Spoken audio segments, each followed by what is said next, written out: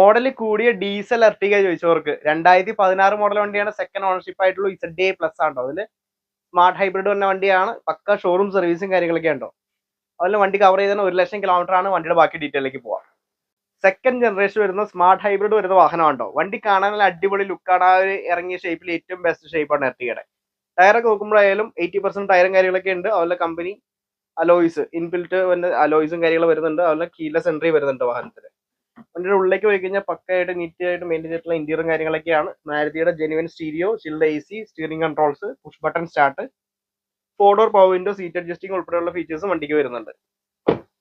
Back side നോക്കാം. Back side നോക്കുമ്പോഴായാലും പക്കയായിട്ട് തന്നെയാണുള്ള. വേറെ ഒരു തരത്തിലുള്ള അപാകതകളും വരുന്നില്ല. അതുപോലെ മുകളിലും AC വെന്റും കാര്യങ്ങളൊക്കെ വരുന്നുണ്ട് കേട്ടോ. ബോഡി വൈസ് നോക്കുമ്പോഴായാലും സിംഗിൾ സ്ക്രാച്ചോടെ ഉണ്ടോ അല്ല. ഈ വാഹനത്തിന് ചോദിക്കുന്ന വില 7,30,000 രൂപ ഉണ്ടോ. അപ്പോൾ താല്പര്യമുള്ളവർ കോൺടാക്ട് ചെയ്യുക. ഫിനാൻസ് ഷോറൂമിൽ നിന്ന് അറേഞ്ച് ചെയ്ത്